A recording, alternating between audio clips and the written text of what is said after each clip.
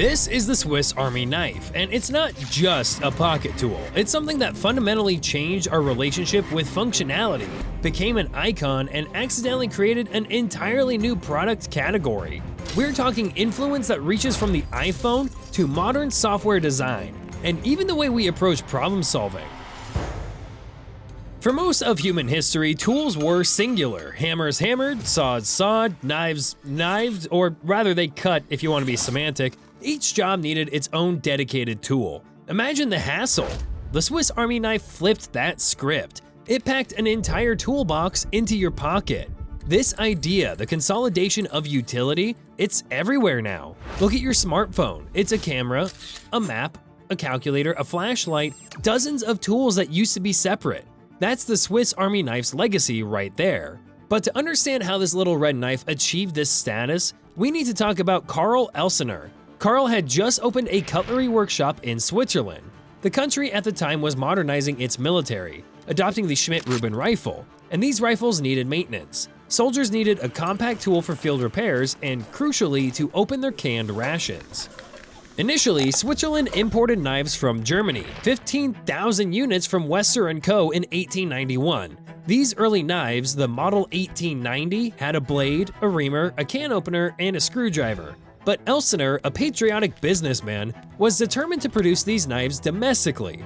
This was a huge risk. German manufacturers were cheaper. Elsener's workshop was smaller, less efficient. He almost went bankrupt. But instead of giving up, he innovated.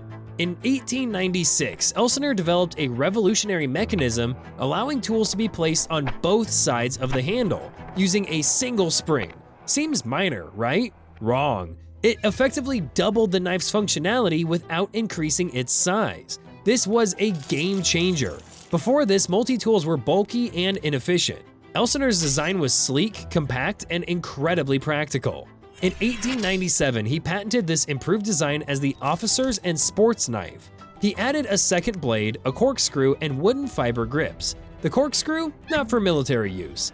Elsener knew Swiss officers often needed to open wine bottles at social gatherings. This revealed a key insight: tools could serve both professional and personal needs.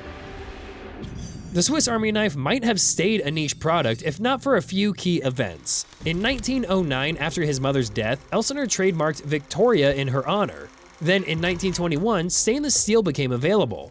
The company name evolved to Victorinox, Victoria plus Inox, the French abbreviation for stainless steel. This was crucial. Previous knives were prone to rust. Stainless steel made the tool significantly more durable and reliable. But the real global expansion happened during and after World War II.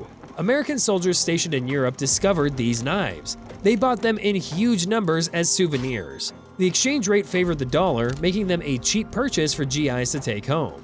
American soldiers, finding Schweizer Officersmesser hard to pronounce, simply called them Swiss Army knives. By the time they returned home, they'd effectively conducted a massive international marketing campaign for Victorinox. But it wasn't just military connections or marketing. It was genuine utility. By the 1950s, the Swiss Army knife was standard equipment for expeditions to Mount Everest and Antarctica. It went to the North and South Poles. It became standard equipment on NASA space missions. In these high-stakes environments, its compact versatility was invaluable. The design itself became a global icon. The red handle, the white cross, instantly recognizable. In 1977, the Museum of Modern Art in New York added it to its permanent collection.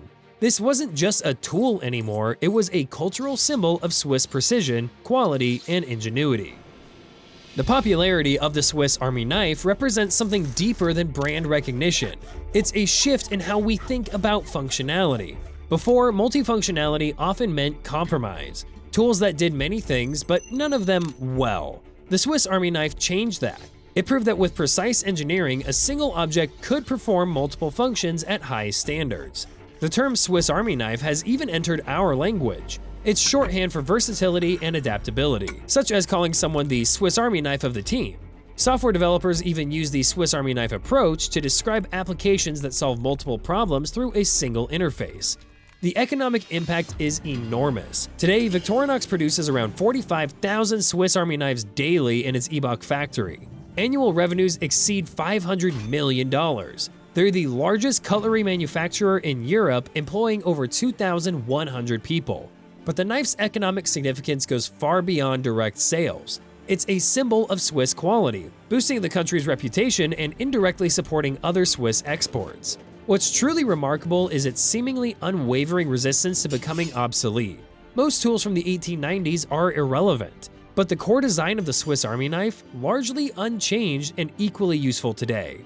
The company has adapted, adding USB drives, LED lights, digital clocks, but the fundamental concept, a compact, multifunctional pocket tool, has proven incredibly durable. The knife has also played a surprisingly significant role in humanitarian efforts. In disaster zones or conflict areas, multi-tools like the Swiss Army knife become essential for survival and recovery. They've been included in aid packages and emergency kits globally. The Swiss Army knife's influence extends to corporate structure too. Victorinox operates on principles that reflect its signature product. The company has never had layoffs in its 137-year history. During the 2011 aviation security changes, which cut their airport retail sales by 40% overnight, they expanded their watch and luggage lines instead of reducing their workforce. That's corporate resilience mirroring the product's adaptability. And the manufacturing precision behind each knife is astounding. For almost 100 years, two companies, Victorinox and Wenger, produced Swiss Army knives. This friendly rivalry drove innovation. Wenger created the Evolution series with ergonomic handles, and most spectacularly, the Giant, a Swiss Army knife with 87 tools and 141 functions, earning a Guinness World Record. This partnership continued until 2005 when Victorinox acquired Wenger. Each knife contains between 27 and 73 separate pieces, undergoing over 450 distinct manufacturing steps. The blades are hardened to exactly 56 Rockwell hardness, a precise balance for edge retention and ease of resharpening.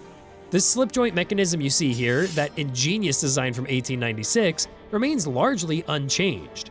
The environmental impact of the Swiss Army knife also deserves consideration. Designed to last for decades with a lifetime warranty in contrast to our disposable culture. Its status as a design icon has led to countless imitations, but the original maintains its distinctive identity through consistent design, quality, and brand heritage. Looking to the future, Victorinox continues to adapt. Recent innovations include USB drives with fingerprint recognition, altimeters, and even small LED screens. But these additions are integrated without compromising the knife's core character. They're even developing bladeless models in response to concerns about knife violence and regulations. The Swiss Army knife's journey from a multi-tool to a global icon showcases how thoughtful design can transcend its original purpose. Bye for now.